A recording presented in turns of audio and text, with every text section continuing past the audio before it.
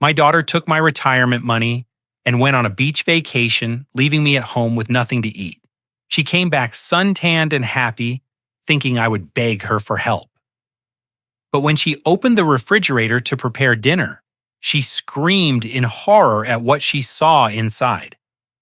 A few days earlier, I had found what she hid in her room. It was a truly malicious plan.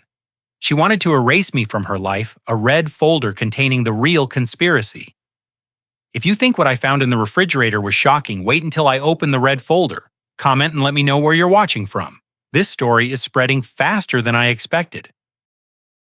The scream came at exactly 12 to 47 p.m. on a Thursday in mid-November, slicing through the quiet of my Hawthorne kitchen like a handsaw through green wood. I didn't flinch. I'd been waiting for it. Chloe had burst through my front door 3 minutes earlier, dragging 2 enormous suitcases behind her, the kind with designer monograms that cost more than my monthly pension. Her skin was the color of expensive cognac burnished to a glow that only comes from lying beside a pool while someone else pays the bill. She wore white linen pants that probably cost what I used to charge for a custom bookshelf, and oversized sunglasses pushed up into hair that had been professionally highlighted sometime between her departure and return. God, that flight was torture. She announced to no one in particular, letting the suitcases crash against the hardwood I'd installed with my own hands 40 years ago. They ran out of the lunch option I wanted. Can you believe it, first class, and they're serving chicken? I sat at my kitchen table, a cup of dargling cooling between my palms. The porcelain was thin enough to see light through one of the few pieces I hadn't sold yet. I took a slow sip and said nothing. She kicked off her shoes, some strappy thing with red soles, and padded into the kitchen, already scrolling through her phone. I'm starving. What's for lunch? Please tell me you made something decent. I've been eating resort food for 2 weeks and I just want something real. I set down my cup. The clink of china on wood was the only sound in the room. Welcome home, Chloe, I said. She glanced up startled, as if she'd forgotten I could speak. Oh yeah, hi Dad. She waved her phone vaguely in my direction. So lunch, I think you'll find something in the refrigerator, I said, gesturing toward the old frigid air humming in the corner. Help yourself. She was already moving, yanking open the door with the impatience of someone who'd spent 14 days having every whim catered to. Then she screamed. It wasn't a horror movie scream. Not exactly. It was higher pitched than that, sharper. The sound a person makes when their brain can't quite process what their eyes are seeing, when reality has suddenly become negotiable. She stumbled backward, one hand flying to her mouth, the other still gripping the refrigerator door. Her phone clattered to the floor. What? She choked out. What the hell? I see you found dinner, I said, taking another sip of tea. Her head whipped toward me, eyes wide, mouth opening and closing like a trout on a dock. Dad, what? Where did you? I folded my hands on the table the way I used to when teaching an apprentice about wood grain. Calm, patient, letting the silence do the teaching. Before you ask any more questions, I said, I think you need to understand something. You need to know what you did to me, Chloe. What you've been planning to do. She was still staring at the open refrigerator, her tanned face going pale beneath the expensive glow. I didn't sit down. I said not loudly, but she sat. I let the moment stretch, watching her eyes dart between me and the refrigerator's glowing interior, her mind scrambling to make sense of what couldn't be possible. To understand what you're looking at, I said slowly, you need to know what happened while you were gone, what you left me with, what you took.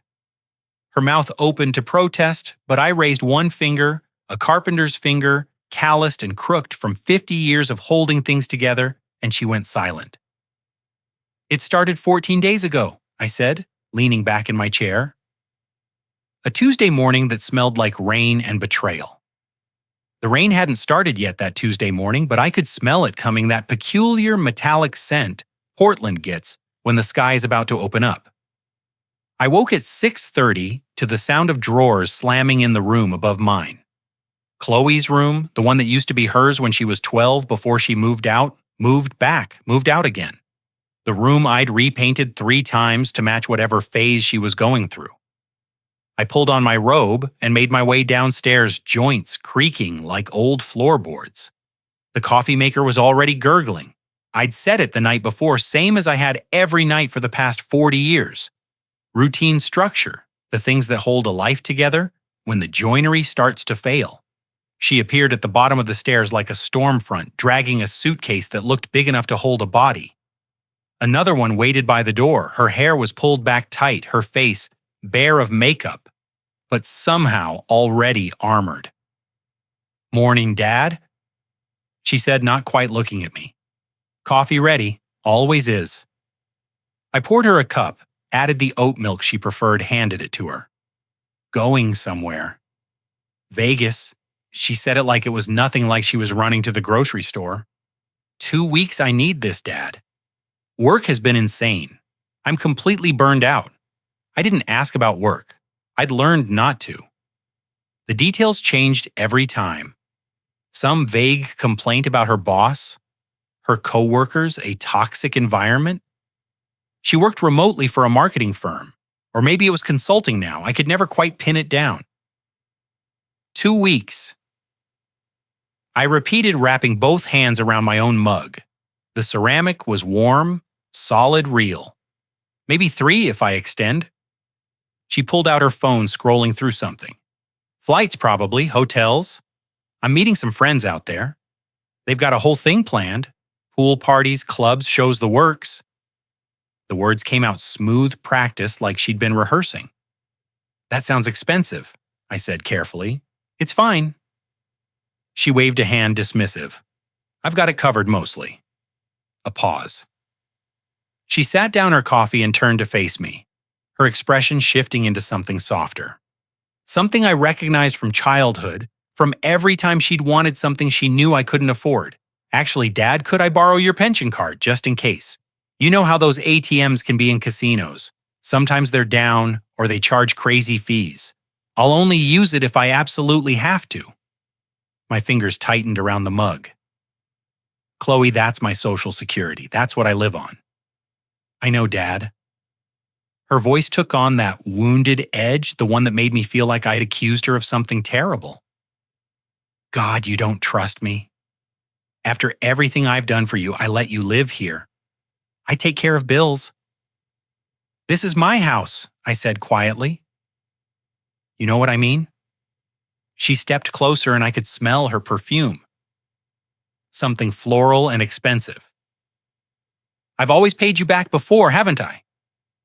Remember when I borrowed money for that certification course? Paid you back in 3 months. I'm not asking for a handout, Dad. I'm asking for a backup plan." She had paid me back that time and the time before. Small amounts always returned.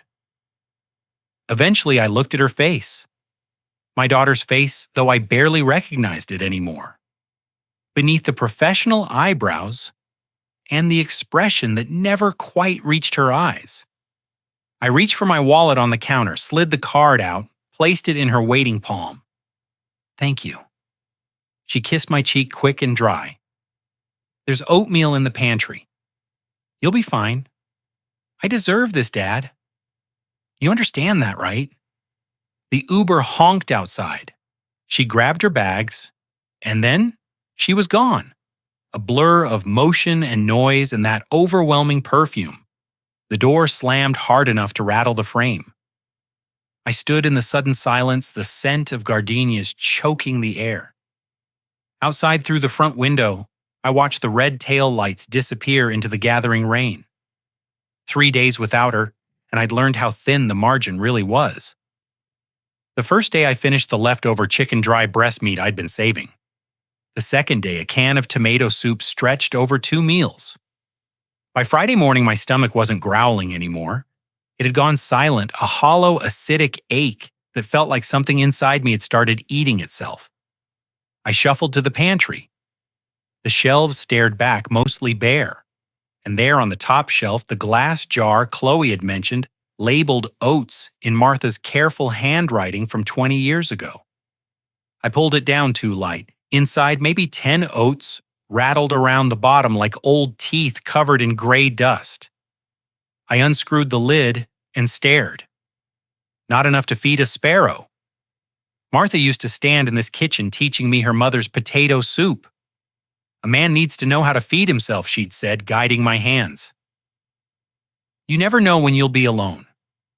11 years gone, and I still hadn't learned. The shame came hot, flushing up my neck. 72 years old, couldn't keep myself fed in my own house. A house I'd built half the interior of with my own hands. I started searching. Not for food. I knew there wasn't any. For money, loose change, anything. Couch cushions, lint, and a button. The ceramic jar on the bookshelf empty, except for a 2019 receipt. Under the floor mat, nothing. My gaze drifted toward the stairs toward her room. I never went into Chloe's room when she was gone. Respect her privacy even when she didn't respect mine, but I was hungry and she'd taken everything. I climbed slowly, hand on the rail. Her door half opened the room beyond a disaster close. On chairs, makeup, scattered papers piled everywhere. The air smelled stale like old perfume. I stepped inside feeling like a trespasser in my own house. The wastebasket near her desk overflowed. Crumpled receipts, tissue paper, an empty nail polish bottle, and there a thick ball of paper wedged against the side. I pulled it out, smoothed it with shaking hands. Bellagio Hotel and Casino. Reservation confirmation 2 weeks, suite upgrade, resort fees, spa package, show tickets. Total $6,500. I read it twice, 3 times. $6,500. Nearly 3 months of my pension and Social Security combined. I sank onto her unmade bed, the paper trembling in my grip. While I'd been scraping the bottom of a soup can, she'd been booking suites and spa days. While I'd been rationing crackers, she'd been planning shows and restaurants and poolside lounging. I looked around her room. The clutter, the carelessness, the expensive shoes kicked into corners. Then beyond through the door at the hallway lined with furniture I'd kept polished for decades. The antique credenza, my grandfather's wall clock, the Persian rug no one could walk on with shoes. A museum of things I'd preserved for her future. Her inheritance while I starved in the present. I thought of my workshop in the basement. The tools hanging on pegboards, some older than Chloe, some older than me. My father's hand plane. The dovetail saw I'd used on every major project for 40 years. The router table I'd built myself in 1997. Tools weren't just metal and wood. They were hours, days, years of a man's life compressed into objects you could hold. But you could also let them go. I folded the receipt carefully and slipped it into my shirt pocket right over my heart. I spent 40 years building things for other people, I said to the empty room. Maybe it's time I dismantled something. The receipt stayed in my pocket as I walked back downstairs, my hand pressed against it like a wound I was trying to keep from bleeding out.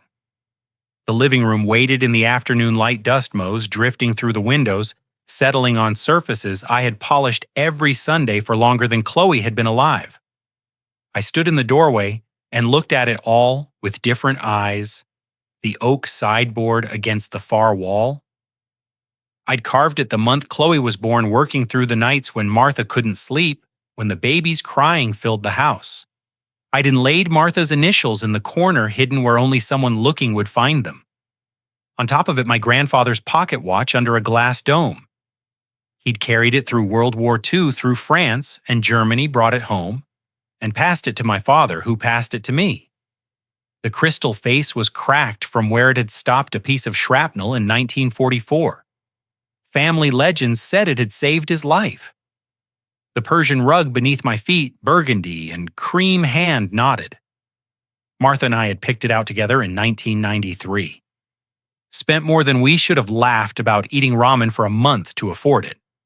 She loved the way it made the room feel like something out of a movie. I'd kept all of it for Chloe for her future, for the home she'd build someday, the family she'd raise. But she didn't want them. She wanted me gone. The thought settled cold and clean like a chisel finding the grain. I walked to the stack of newspapers by the armchair. Chloe always complained about them, called them fire hazards, told me to throw them out. But I liked paper, like the weight of it, liked knowing what had happened in the world beyond my porch. I sorted through until I found the one from 2 weeks back, page 12 classifies, and they're circled in pencil from some idle moment. I couldn't even remember Frederick Penn. Antiques and estates, honest appraisals, house calls. I'd circle it without knowing why. Maybe some part of me had already known this day was coming. The phone hung on the kitchen wall, a rotary model, cream-colored, the cord twisted from 40 years of use. Martha had wanted to replace it with something cordless. I never had. I picked up the receiver. It was heavier than I remembered. My hand shook as I dialed the mechanism, clicking with each rotation.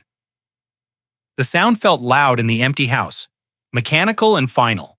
1 ring, 2, 3. Frederick Penn speaking. The voice was smooth, professional, patient. Mr. Penn. My voice came out rough, unused. I cleared my throat. My name is Raymond Mercer. Do you buy antique woodworking tools? I do, Mr. Mercer. Interest sharpened his tone.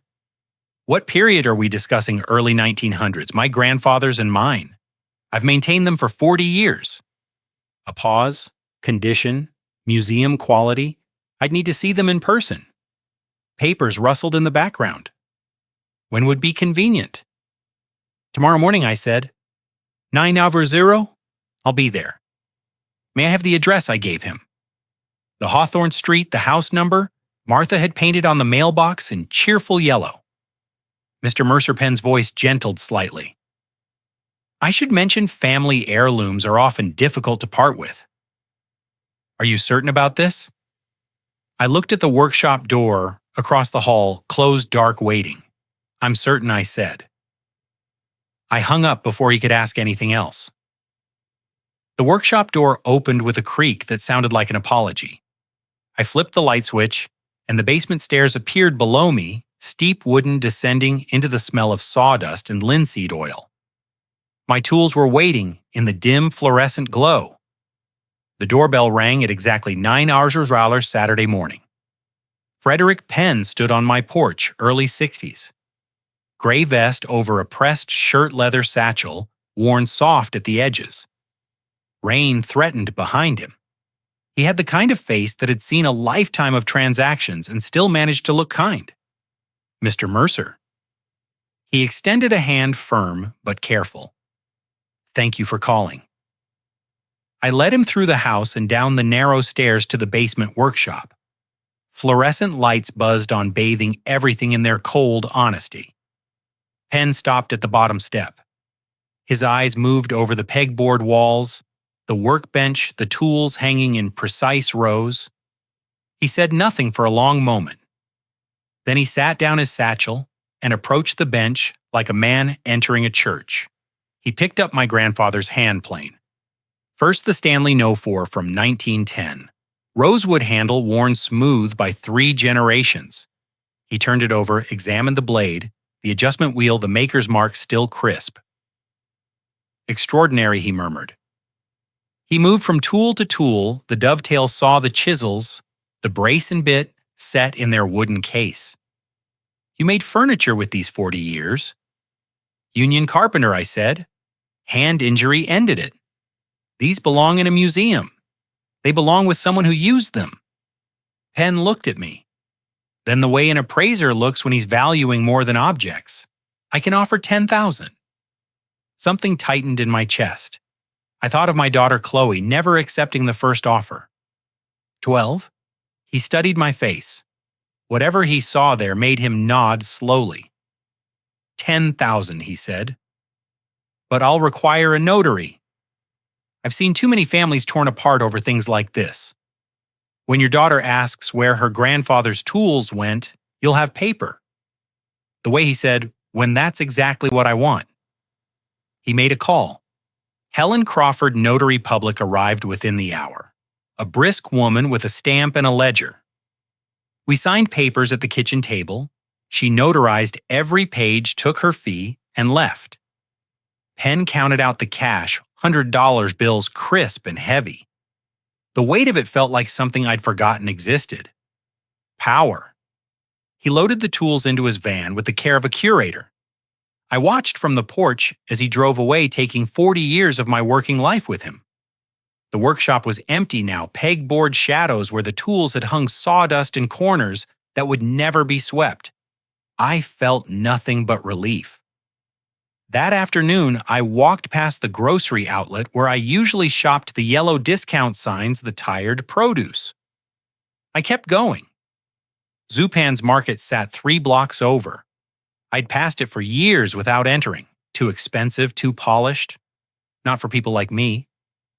I pushed open the door. The air smelled like fresh bread and possibility. Bright lights, clean displays, everything priced like it knew its worth. "What can I get for you?" Sir Emma asked from the deli counter. "Half a pound of push kudo," I said, reading the label like I belonged there. Aged white cheddar, a sourdough loaf, Kalamata olives, and a 1/4 pound of smoked salmon. She wrapped and weighed with practiced ease. Special occasion, something like that. The total came to $127, 2 weeks of groceries at the old store. I handed over the cash without blinking. Rain started as I walked home, cold drops mixing with something hot behind my eyes that I refused to name. Inside, I laid everything out on the table, the prosciutto translucent, the bread still warm, the cheese sharp and rich. I hadn't cooked with care in years, hadn't paid attention to what I ate or whether it mattered. Tonight it mattered. I made myself a plate and sat at my own table like a guest in my own home. Sunday evening I pan-seared the salmon in butter the way Martha used to, letting the skin crisp until it crackled. Toasted the sourdough until it smelled like wheat fields. Arranged the olives in a small ceramic bowl, not plastic, not straight from the jar. I set the table properly. A cloth napkin from the drawer where Martha had kept them folded for holidays. A real plate, the kind with weight to it. A wine glass filled with water because I didn't have wine, but I had standards. I sat down at 7 hour and cut into the salmon. The first bite exploded across my tongue. Salt and fat and something I'd almost forgotten existed. Flavor. Real honest to God, flavor, not the gray taste of canned soup or stale crackers. The fish flaked perfectly buttery and rich, and I closed my eyes against the sudden sting behind them. Martha used to say, "Food is love, Ray." Don't ever forget that I'd forgotten. Or maybe I just stopped believing I deserved to be loved.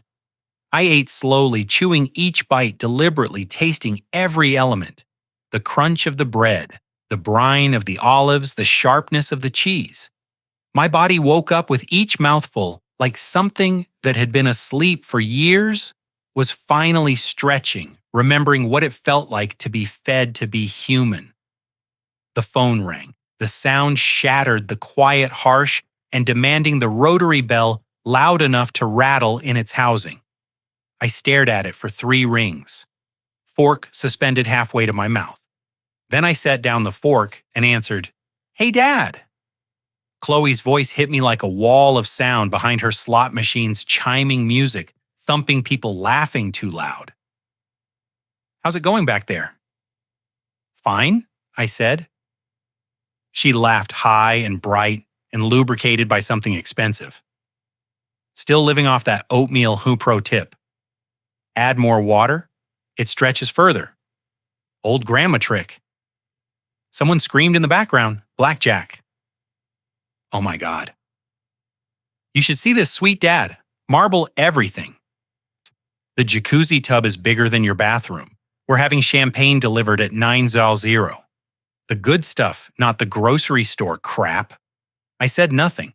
just stood there in my kitchen phone pressed to my ear, looking at my plate of salmon and bread. They're doing a Celine Dion tribute show tomorrow night. She continued, barely pausing for breath. Front row seats, $200 a pop, but totally worth it. Oh, and I got a facial today.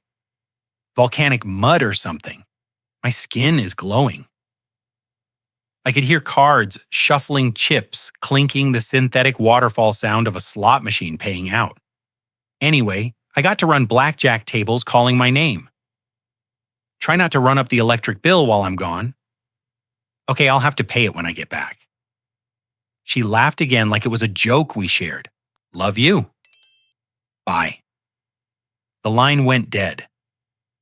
I stood there holding the receiver, listening to the dial tone hum in my ear like a flat line. Slowly, I hung up, looked down at my plate. At the salmon I'd bought with money from my grandfather's tools. At the bread still warm, the olives glistening with oil. The careful arrangement of a meal I'd made for myself. Something shifted inside me. Not hurt, I was past that. Not even anger. Something colder, clearer. Purpose. I set my napkin on the table, pushed back my chair, and stood. Walked down the hall toward Chloe's room. The door still half open where I had left it yesterday. After finding the Bellagio receipt, the mess inside visible even from here clothes papers, the detritus of a life lived without consequences. I stood in the doorway and looked at it all with completely new eyes. What else did you lie about? I said to the empty room. Then I stepped inside. I stepped into Chloe's room at 8:30, the overhead light casting harsh shadows across the chaos. Clothes draped over the chair like shed skin, makeup scattered across the vanity, lipsticks without caps, compacts cracked open brushes caked with foundation, magazines piled on every surface. The air smelled stale like perfume left to rot. I'd always respected her privacy. Even when she lived here full-time, even when she moved back after her last breakup, I never entered without knocking, never searched, never pried. But standing there in the doorway, something had shifted. I need to understand who my daughter really is, I said to the empty room. I started with the desk, sorted through the papers scattered across its surface. Credit card bills, with minimum payments circled in red shopping receipts from stores I'd never heard of. A Cosmopolitan with 10 ways to get what you want on the cover. I opened the drawers carefully. The top one, Penn's loose change-a-tangled necklace. The second, old bank statements, nothing unusual. I was about to close the third when I saw at the corner of a red folder shoved beneath a stack of Vogues. I pulled it out, heavy stuffed full. I opened it. Discovery 1, the nursing home brochure. The glossy pamphlet sat on top its cover photo, showing elderly people in wheelchairs parked in a fluorescent-lit hallway. Restful Meadows State Facility, affordable care for seniors. I remembered Mrs. Finley mentioning it months ago. I heard that place has problems with bed bugs, and the staff barely speaks English. The monthly cost was printed in bold 2,800 State F funed option, Medicaid accepted. The cheapest available, the worst available. Discovery 2, the power of attorney draft. The next document was thicker, formal. General power of attorney principal, Raymond Mercer, agent Chloe Mercer powers granted. Full authority to manage all property, sell real estate, make medical decisions, represent in all legal matters. A date was penciled in the margin. November 15th. I counted quickly. 3 days after she was due back from Vegas, a handwritten note in Chloe's looping script book, Dad's wellness check with Dr. Morrison same week. The quotation marks around wellness check made my stomach turn. Discovery 3, the calendar page, a page torn from her planner. The timeline laid out in bullet points and emoji. Nav, Chua returned from Vegas, Novi 13. Doctor, M appointment. Get Dad's evaluation. Number 14. Meet lawyer, finalize PUA. Number 15. Sign PUA notary. Number 16. Tour Restful Meadows with Dad. Don't tell him why. Nov 20. Move in day. The emojis made it worse, casual, breezy, like she was planning a vacation, not the systematic dismantling of my life. 8 days. I had 8 days before the appointment, before the fake evaluation, before she had me declared incompetent and locked away. Discovery 4. The printed email. The last document was an email printed out dated 2 weeks ago from Chloe M 1986 and gmail.com to Admissions Restful Meadows. Org date: October 22nd, 2 weeks before Vegas subject inquiry, Medicaid bed availability, body. Hi, my father, 72, showing early signs of dementia, will be formally evaluated soon, needs immediate placement once approved, expected move in late November. Can you please hold a bed? Thanks, Chloe Mercer. I sat down on the edge of her unmade bed papers spilling across my lap. My hands shook so hard I could barely hold them. Vision blurred, tears. Rage, maybe both. The truth crashed over me in a cold, relentless wave. This wasn't neglect. This wasn't even impatience for an inheritance. This was a plan, a schedule, a calendar with emojis. She'd booked the nursing home bed before she took my pension card. Vegas wasn't spontaneous. It was her celebration, her last blowout before she destroyed me. Early signs of dementia, a bald-faced lie she planned to weaponize. In exactly 8 days, I'd be locked in a state facility that smelled like bleach and despair. She'd have my house, my belongings, my life. Martha's voice surfaced from memory, her last words before she died. Promise me you'll live, Ray. Don't just exist, live. I stood up slowly, the folder gripped tight in my fist. A new resolve formed, and cold, absolute, immovable. If Chloe wanted to erase me, she'd have to do it with witnesses, with documentation, with evidence that I was sound of mind and body when I made my choices. And I had 8 days to make sure she got nothing. I looked around her room at the chaos, the entitlement, the carelessness of someone who'd never had to fight for anything. You want it all, I said aloud. Fine, you'll get nothing. And I've got 8 days to make sure of it. At 9 Yashar Sunday night, I walked back to the kitchen phone, the red folder still gripped in my hand like evidence at a trial. I dialed Penn's number. Late, I knew didn't care. He answered on the third ring, voice cautious. Mr. Mercer, everything all right, Mr. Penn? My voice came out like steel on stone. You said you'd seen family disputes destroy good people. I need your help. A pause. I'm listening. Can you come back tomorrow morning? I want to sell everything. Everything. Every antique in this house. Furniture, rugs, clocks, silverware. All of it. A longer pause. I heard him breathing, thinking. Mr. Mercer, that's a very serious decision. Perhaps you should take some time to. I'm of sound mind, Mr. Penn, and I want it documented. Can you do it or not? I can do it. His voice firmed up. I'll bring the truck and a crew. 900 a.m. 9 EU0 a.m. I hung up. That night I didn't sleep. Walked through the house in darkness, looking at everything with new eyes. Each piece a memory of sacrifice, a ghost of Martha's presence, but also chains, anchors, museum pieces for a daughter who wanted me dead. At 9 Monday morning, Penn's truck pulled up with 2 young men, Tyler and Jake, both mid-20s strong backs and careful hands. I opened the door. Let's begin. The pocket watches went first. 5 of them, gold cases, intricate faces. Penn laid them out on tissue paper like sacred objects. $17,000 for the collection, he said quietly.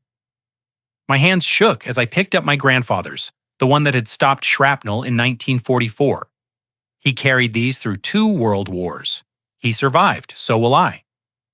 The oak furniture dining table sideboard, 6 chairs, all carved by my own hands over decades. Tyler and Jake wrapped them in moving blankets, loaded them carefully. $15,000, Penn said. I ran my hand across the table one last time. I made this the week Chloe was born, carved her name underneath. She never looked once.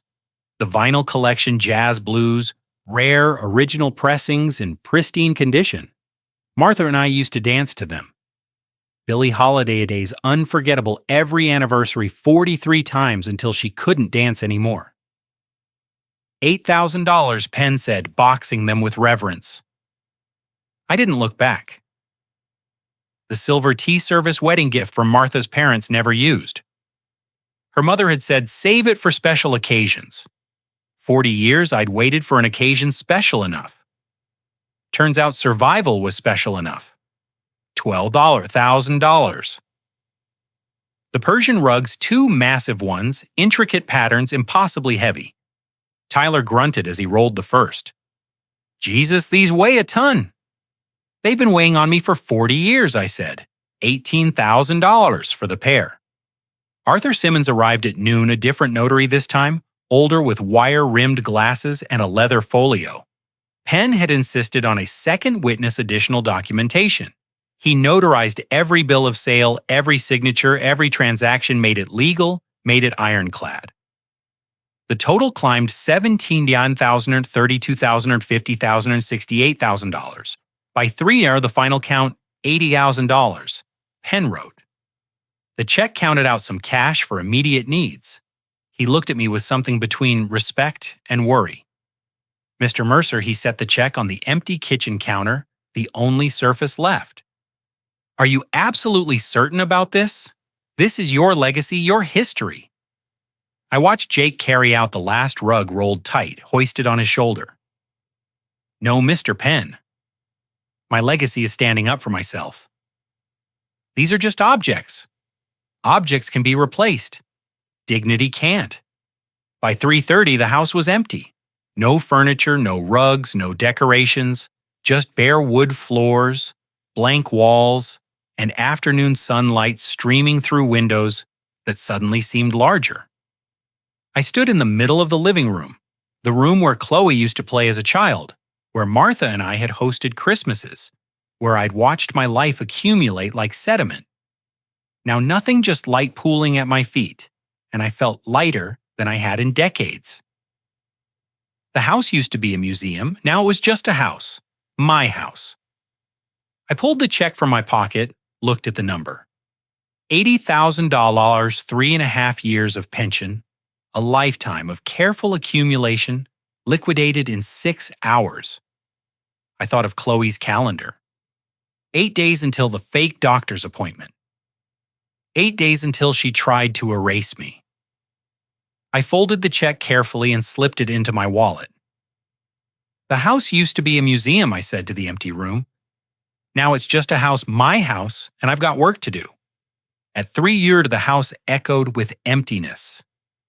I sat at Martha's old MacBook, the one she'd taught me to use in her final month's patient, through every fumbled keystroke. First priority cleaning, I Googled professional house cleaning, Portland, and called the first result, Sparkle Clean PDX. How can we help you? A woman's voice brought. I'll pay double your rate. A pause. We can have a crew of 3 there by 4:00 p.m. Mr. Mercer, Raymond Mercer, Hawthorne District. At 4:00, Carol Wilson arrived with her crew, 2 younger women with industrial equipment. They moved through the empty house like surgeons scrubbed floors until they gleamed washed windows, until light poured through, unfiltered, wiped down every surface. The smell changed from dust and age to citrus and lavender. Everything felt new, reborn. While they worked, I opened the laptop again, searched gourmet food delivery, Portland culinary luxe, PDX beautiful photos, descriptions that made my mouth water, prices that would have made me faint a week ago. I thought of Chloe's 6,500 Vegas trip. I'd spend $3,500 in one order. Shopping list, Dungeness crab, Oregon coast, 180, Wagyu beef, Japanese A5, 240s, white truffle oil, Italian $95, aged cheese collection, 160, Tetra caviar, 4 Oz tin, 308. Dom Perignon, 2012, $450 exotic fruit box, $120 Belgian chocolates, $85 Pacific oysters, dozen $150 sourdough from Levain, $20 Push It Diarma, $65 smoked salmon, 95 truffle olive oil, 78 sea salt caramels, 42 or fresh figs, 35 total 3, net 4 ISB delivery, 6:00 p.m. tonight. I clicked order. The confirmation chime sounded like freedom. At 6:00, the cleaning crew finished. The house gleamed. I paid them and added generous tips. At 6:30, the doorbell rang. Tyler stood there, the same young man who'd moved my furniture that morning. His eyes widened. "Mr. Mercer." "Hey, didn't expect to see you again." He struggled with insulated boxes. "Sir, this is a lot of food." "You throwing a party?" I smiled, something like that. He carried boxes into the kitchen. "Whatever you're celebrating must be pretty special." "It is," I said. "I'm celebrating being alive." I unpacked slowly, methodically. Opened the old frigid air empty wipe clean smelling of possibility. Bottom shelf Wagyu steaks marbled like artwork. Whole Dungeness crab on ice bright orange. Middle shelf aged cheese wheels. Oysters glistening on the half shell. Smoked salmon translucent pink slices. Top shelf.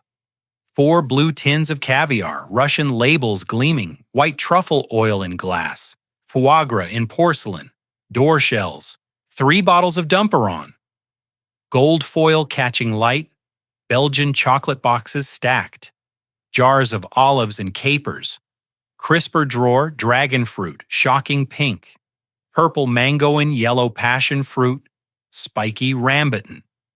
The refrigerator was packed, every inch filled. The shelves groaned under the weight. I stepped back and looked at this monument to excess, this middle finger to deprivation, this catalog of everything I'd denied myself for decades. The light glowed in the darkening kitchen, illuminating my face. "This is my inheritance," I said to the empty room. "Mine to spend exactly how I want." I closed the door. The seal clicked softly. For the next 8 days, I lived quietly in my clean, empty house.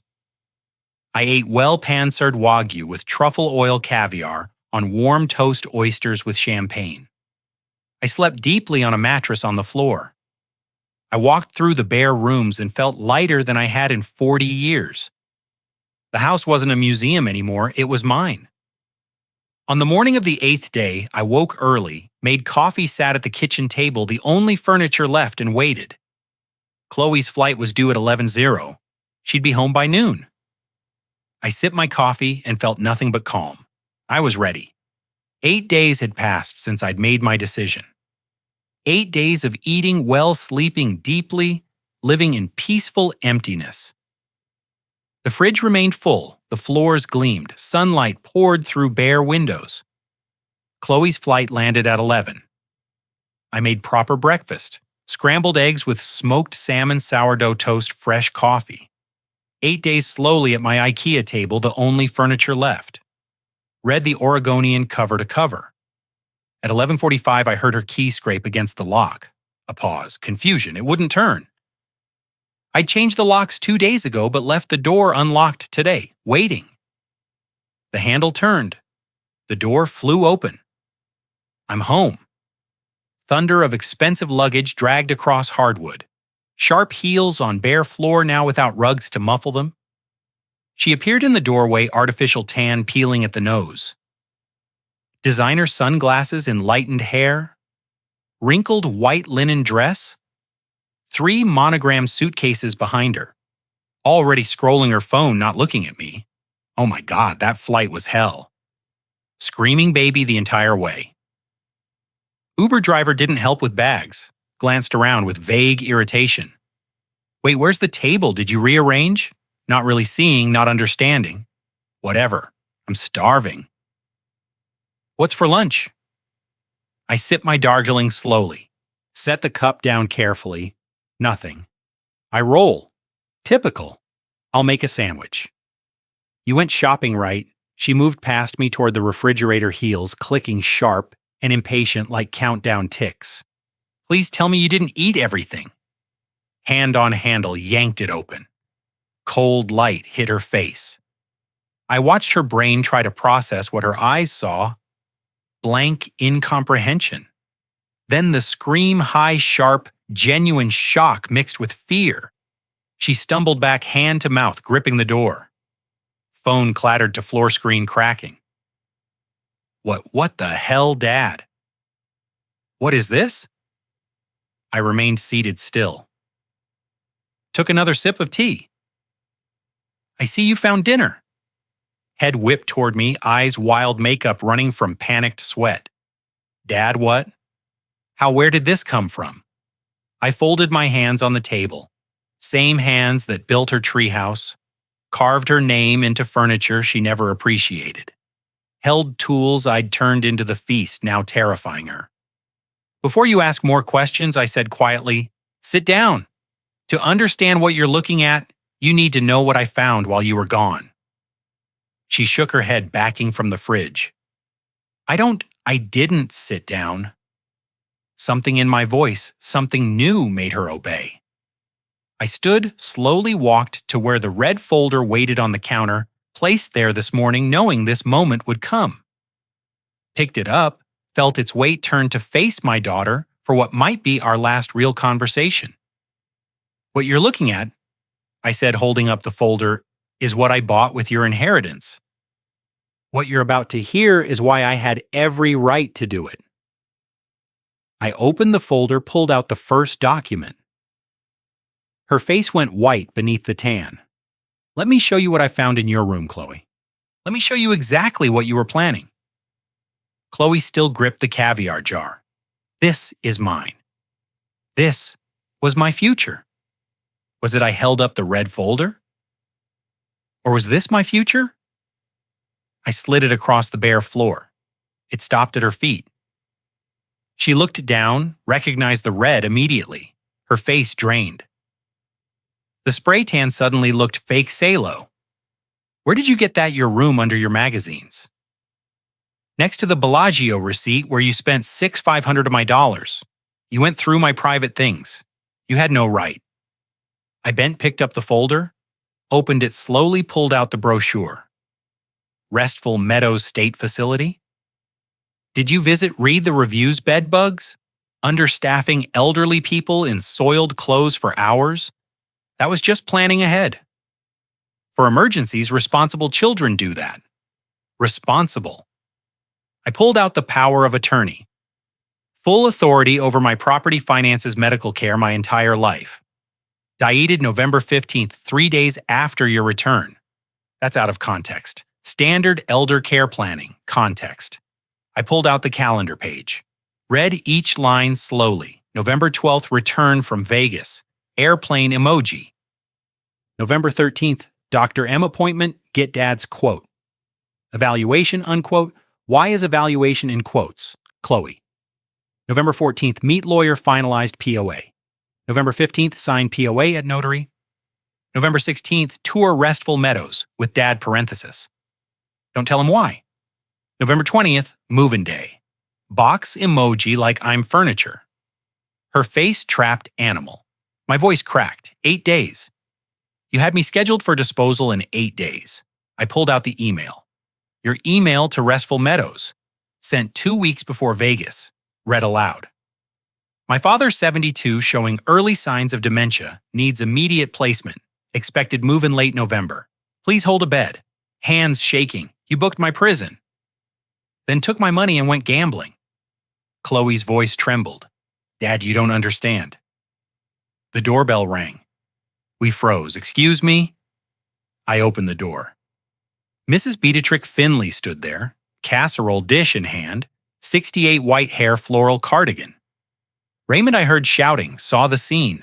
Paper scattered, Chloe's mascara streaking. Oh my. Behind her, Frederick Penn gray vest briefcase. Mr. Mercer, 12:30 as requested. I stepped aside. Come in. Who the hell are these people witnesses? Penn set his briefcase on the floor, opened it. Complete documentation of all sales over 10 days. Showed Chloe the pages, notarized receipts, photographs, signatures, official seals, every transaction legally valid. I can testify Mr. Mercer was of sound mind throughout. We verified this, specifically anticipating family trouble. Beatrice stepped forward fierce, and I can testify to how you've treated your father. You don't even know me. I live upstairs. 3 years I've watched how you talk to him like he's stupid. Park in handicapped spots, yell at delivery people, treat him like staff in his own home. Chloe was surrounded me at center pen with documents, Beatrice with moral authority, every exit blocked. Her panic transformed to cold calculation, face hardened. Fine, fine. Everyone wants games I can play too. Grabbed her suitcase handle. You think you've won, I'll get my lawyer. We'll see how sound-mind you are. Elderly man alone, no furniture, spending thousands on caviar. Sounds like dementia to me. Dragged luggage toward door. Stopped, turned. This isn't over, Dad. Not even close. But I'd prepared for this too. Chloe. My voice was calm. Before you go, I reached into my other pocket, pulled out a small object, her apartment key, the spare I'd given her years ago, held it up. You don't live here anymore. This is my house. My name on the deed, and you're no longer welcome. Set it on the floor between us. Leave the key you used to get in. Both of them. Her mouth opened, closed. You're kicking me out. I'm setting a boundary. Something I should have done years ago. She stared at me like I'd struck her. Then her face twisted. She dug in her purse, threw both keys on the floor. They clattered loud in the empty house. Fine, keep your empty house and your stupid caviar. When you're dying alone, don't call me. She yanked the door open, slammed it so hard the frame shook. Silence. Beatrice touched my arm gently. Raymond, are you all right? I looked at the keys on the floor. The red folder, the witnesses who'd stood with me. Yes, I said. For the first time in years, I'm all right. Chloe cycled through manipulation tactics fast. Tactic 1, legal threats. You can't kick me out. I have legal rights as your daughter. I'll sue for elder abuse, financial exploitation. I stayed calm. With what evidence Mr. Penn has documentation proving my competence? You have an emoji calendar proving you're a sociopath. Penn nodded. I'd strongly advise against litigation, Miss Mercer. That calendar alone would destroy any case. Tactic 2, guilt. Chloe's voice broke artificially. Mom would be disappointed. She'd want you to forgive me. She always said family means forgiveness. I flinched, still loved Martha's memory, but recovered. Don't you dare use Martha's name. She told me to live, not be anyone's doormat, not even yours. Mom wanted family together no matter what. Family doesn't secretly book nursing home beds. Tactic 3. Victim. Where am I supposed to go? I have no money. You have whatever you didn't spend in Vegas? That's my money. That was my pension check. Go possess somewhere else. Tactic 4, little girl. Chloe collapsed to the floor, mascara streaming. Daddy, please. I'm sorry. I'm your little girl. You can't throw me away like garbage. Old instincts surged. I looked at the red folder, saw the calendar. Move-in day. Deep breath. Stand up, Chloe. She looked up hopefully. Your suitcases are packed. Convenient. I walked to the drawer, pulled out a yellow envelope. New keys. I changed the locks yesterday at 8 URA.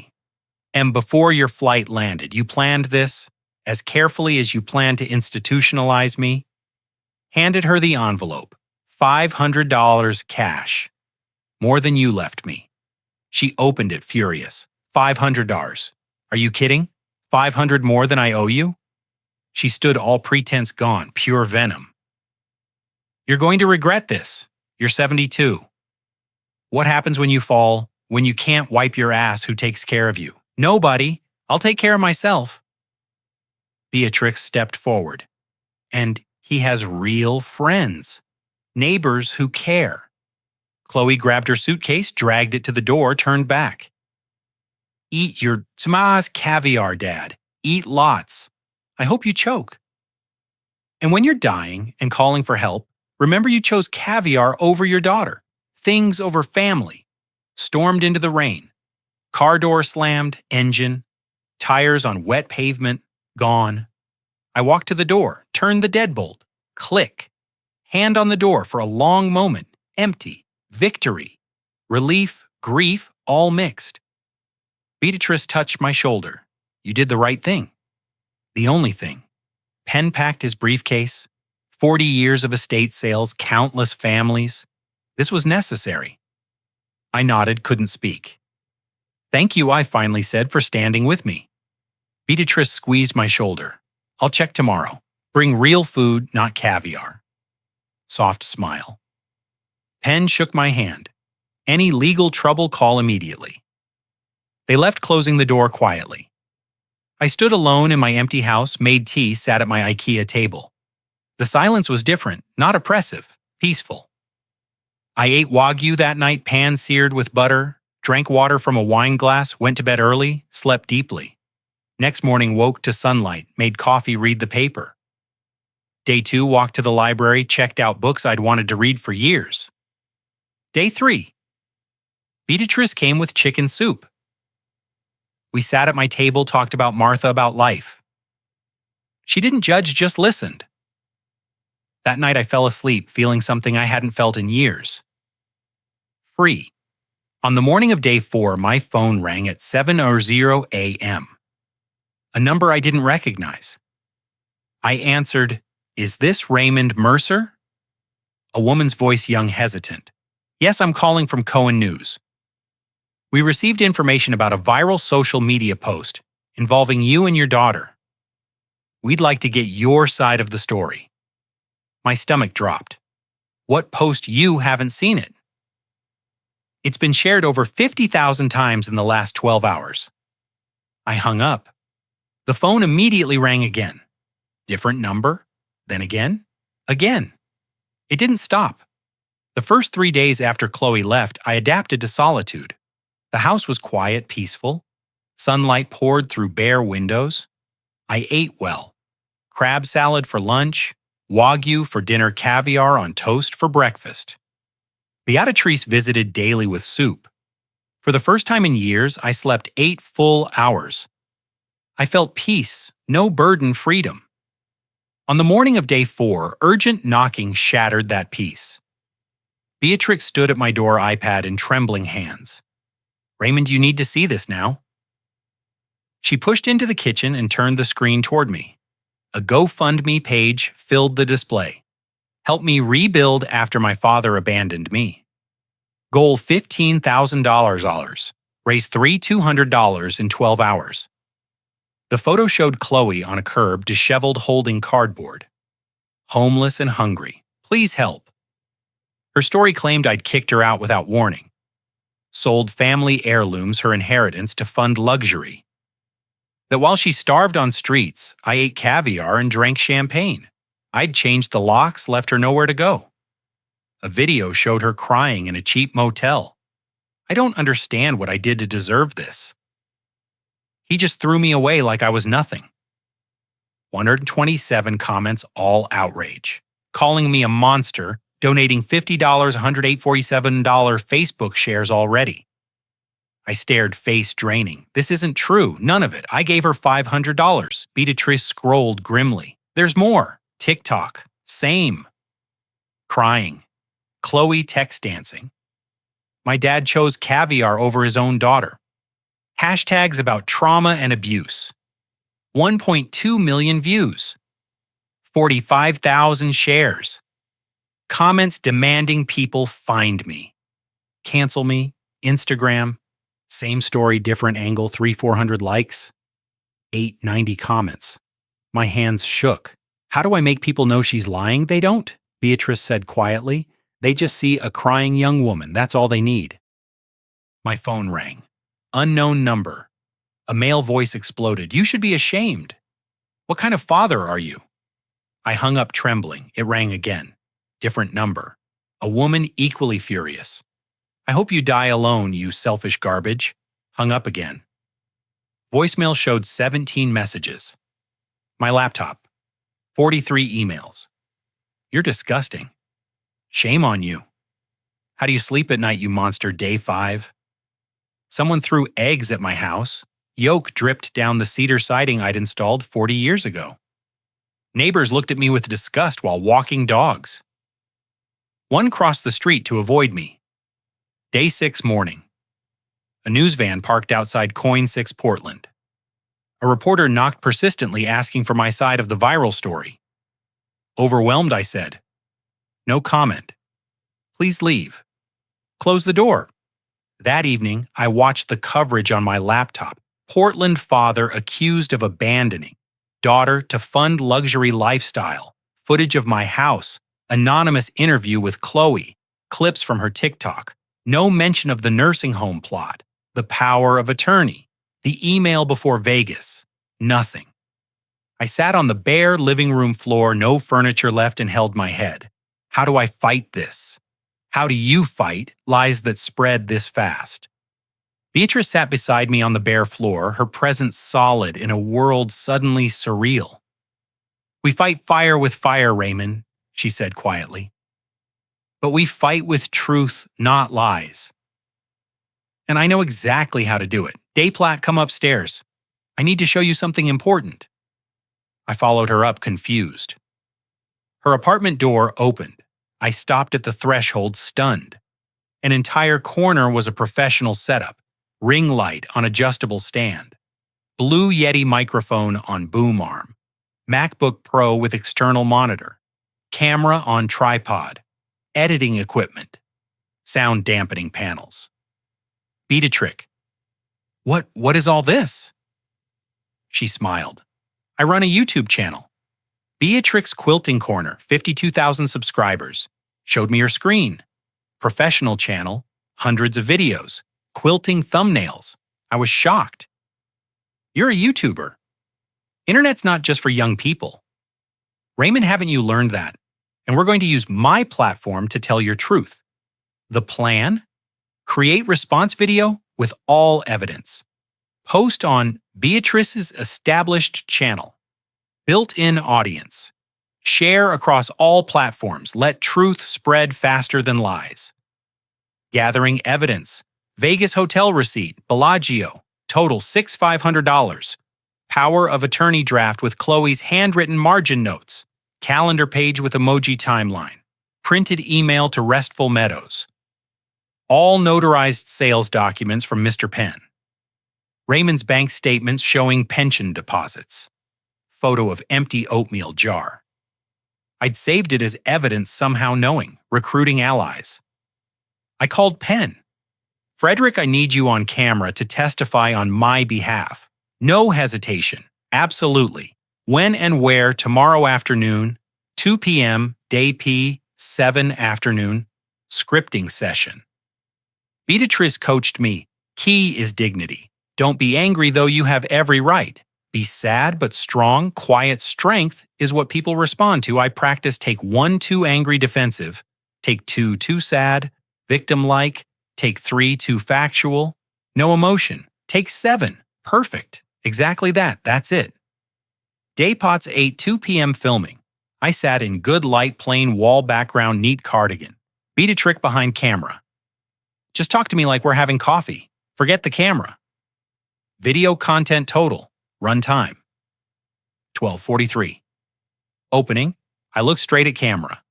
My name is Raymond Mercer. I'm 72, retired carpenter. My daughter told you I abandoned her.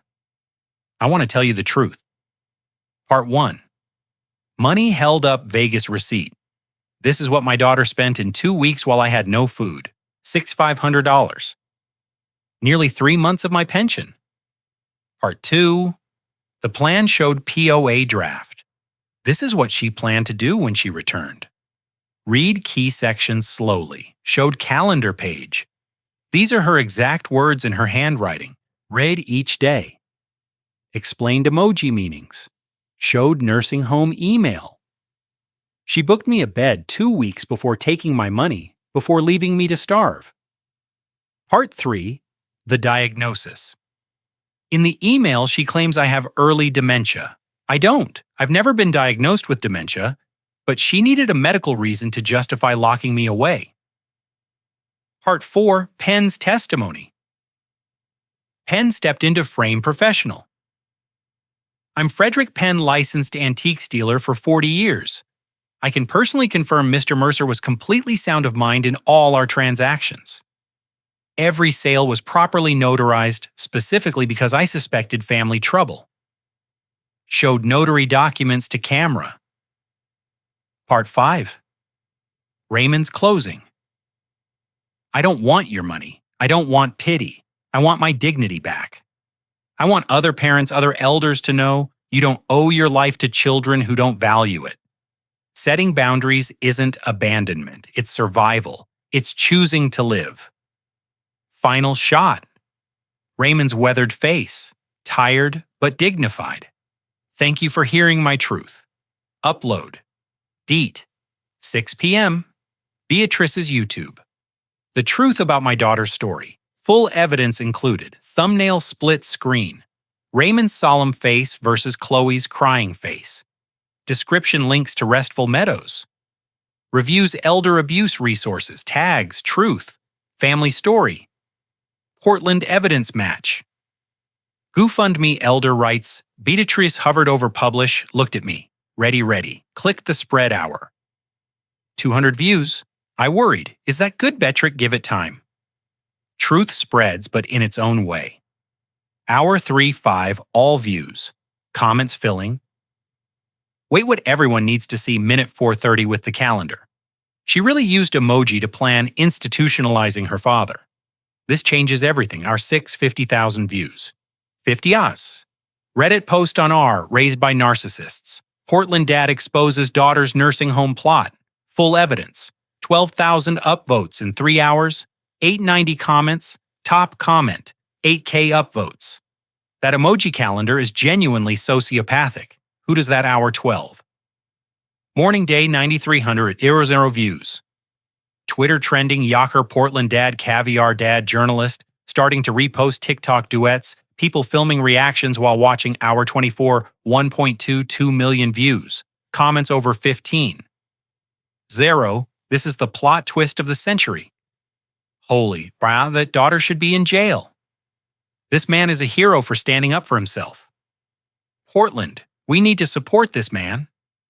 Everyone who donated to her GoFundMe needs to see this. Hour 36. Local news update.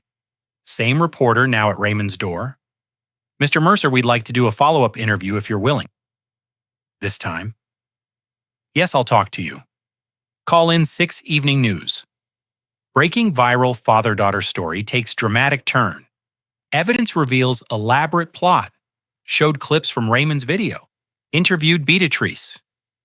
He's the kindest, gentlest man. What she planned to do to him was unspeakably cruel. Hour 48. Evening day patch 9. 2.4 million views. GoFundMe response platform emailed. Chloe Raymond learned later. Your campaign flagged for violating our terms of service fraudulent claims. Campaign closed effective immediately. All donations $200 total, refunded to donors within 7 business days. Raymond's phone now rang constantly, but this time old union carpenter buddies. Ray, you old dog. You're all over the internet. Proud of you. Neighbor Mrs. Williams. We always knew something was off with that girl. Complete strangers. Thank you for sharing your story. You gave my mother courage to leave my toxic aunt's house. I watched the view counter climb in real time. 2,000 for 50,000. 2460,000 Beatrix beside me. Today truth won Raymond. It doesn't always, but today it did. 1 week after video day. Plus 14. Chloe's forced apology video appeared hastily made clearly scripted. Title My Statement Regarding Recent Events. 47. Think or dislikes 2 + 3 likes. I apologize if my actions were misunderstood. My father and I had different perspectives. I was stressed and perhaps didn't handle things ideally. I apologize if anyone felt deceived. All ifs. No accountability. Top comment. She's only sorry she got caught. I watched once, closed it. Never again. Private email. Same day from cloem1986@gmail.com. You humiliated me to millions. I had to delete every social media account. People spit on me. I paid back $8,000. Mom would forgive me. Don't you love me anymore? I stared at the screen. Beatrice read over my shoulder. What will you say the truth One last time. My reply, Chloe. I'll always love the little girl at age 7 in my workshop who cried with me when we buried your mother. But I cannot accept the woman you've become. You didn't make mistakes. You planned to declare me incompetent and lock me away. Love doesn't mean accepting abuse. Your mother would want me to live to stand up for myself. I hope someday you become better, but I won't be there to see it. Goodbye. Your father hovered over. Send. You're sure, never more sure. Click. 3 weeks later, day plus 35. Mrs. Williams, I heard your daughter left Portland. Phoenix, maybe Arizona somewhere. I nodded relief mixed with sadness. It's finally over. 1 month later, day pause 44. Epilogue. My house transformed. Minimalist by choice. Now not poverty. Martha's photo on the mantle, IKEA furniture, for my choices. POS plant. Beatrice gave me 2 kitchen chairs for when she visits. Light, airy, peaceful morning routine. Coffee on porch at 7:00 a.m. Emma from Zupan's Waves. Mrs. Williams brings homemade pho for our neighborhood hero. You inspired my sister to leave her terrible son's house. Podcast interview. PDX Resilient Stories invited me. Host Sarah Williams asked, what would you tell others facing similar situations? You don't owe anyone your life, not even family who see you as an obstacle. Do you regret cutting off your daughter? I regret it became necessary, but I don't regret doing it. There's a difference. What's next? I spent 70 years building for others. Now I'm building something just for myself, a peaceful life. It's never too late to start. After podcast at Barista Cafe, a woman approached. You're Raymond from the video Eyes Welling. Your story gave my mother courage to leave my abusive brother. She's living with me now, happy because of you. Squeezed my hand tight. I felt seen, valued, purposeful. Final scene. Front porch rain. Gentle Portland drizzle. Wicker chair. Empty coffee cup. My reflection. I spent 72 years building for others. Houses, furniture, a life for my daughter. But I forgot to build a life for myself. The caviar wasn't luxury or revenge. It was saying I matter. My hunger matters. My dignity matters. Am I lonely sometimes? Yes. Do I miss who I hoped she'd become? Yes. But I don't miss the ghost I was 3 months ago.